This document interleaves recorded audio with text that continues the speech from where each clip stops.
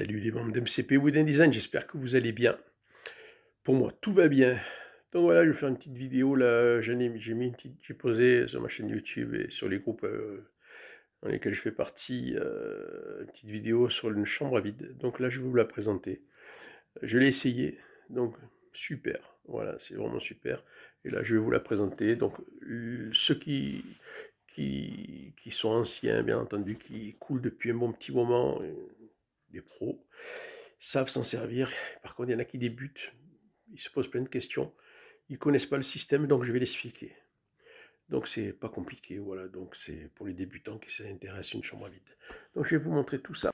Donc voilà ma petite chambre à vide, donc c'est une 12 litres, hein.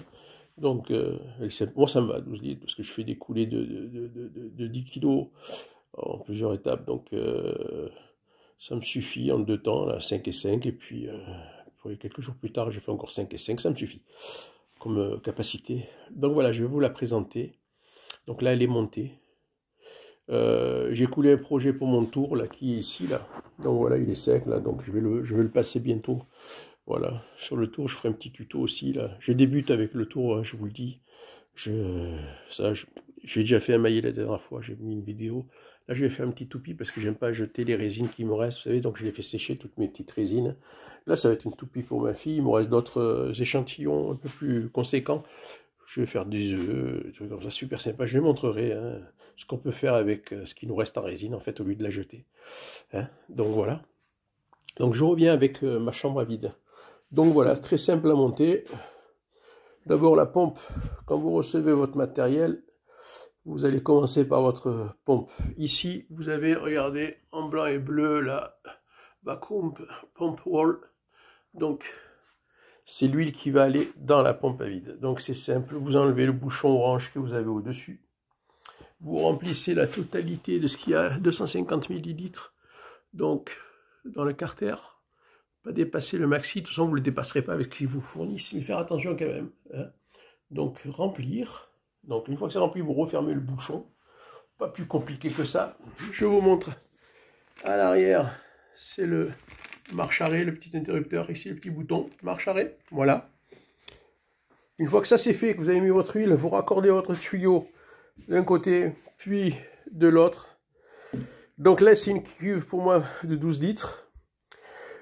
Le couvercle est super épais, donc très bonne qualité. Fourni avec un manomètre. Donc il faut monter, donc 2 joints en dessous, 2 joints au-dessus, serrage, pas trop fort quand même, hein. C'est costaud mais bon, faire attention. 2 vannes, une entrée, une sortie, un petit filtre qu'il faut adapter avec un petit joint à l'intérieur, ici là, qui va dans la vanne, tout petit joint, et le manomètre. Donc jusque là, pas compliqué. Je conseille pour les débutants, bien entendu, de protéger la cuve. Je vais ouvrir, je vais vous montrer comment ça se passe. Donc voilà, je pose. Donc à l'intérieur, moi je mets un sac. Pourquoi? Parce que quand vous allez faire le vide sur votre projet, vous allez remonter des bulles, et ça va tout pousser vers le haut. Donc, c'est une petite astuce. On vous donne aussi un petit tapis que vous voyez au fond, orange et transparent, c'est pour récupérer la résine qui va déborder. Moi j'ai pas envie de nettoyer ma cuve, de la pourrir. Donc un petit plastique ou un sac poubelle. Voilà, un petit sac poubelle, vous le mettez comme ça, tac. Ça veut dire que quand ça va déborder, si ça déborde bien entendu, moi ça qui peut déborder, donc vous voyez, je vais vous montrer sur le côté là, tac. Voilà, c'est un petit peu craché, donc vous voyez. Donc, il faut mettre ce petit plastique. L'étanchéité, bien entendu, se fait toute seule. C'est plat, il n'y a pas de rebord là ici. Hein, vous voyez, il n'y a pas de rebord. L'étanchéité se fait parce que c'est un vide, donc ça va coller, bien entendu, le couvercle sur la cuve. Donc voilà, rien de plus compliqué. Par contre, super, super.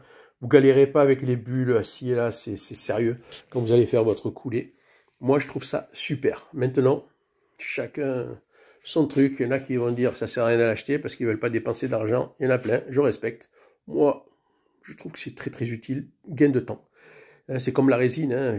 Je prends de la résine qui sèche en 3 jours, donc décoffrage en 3 jours, ponçage, j'attaque, que de prendre une résine où il faut attendre 14 ou 15 jours. Donc après, chacun fait comme il veut.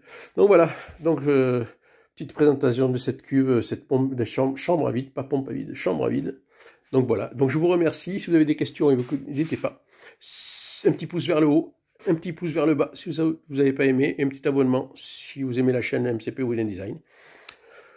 À très vite, et puis pour d'autres petits tutos. Et là, je vous montrerai la prochaine fois le tour aussi, là. Comment ça se passe pour faire un petit truc sympa. Voilà, allez, salut à tous, à bientôt.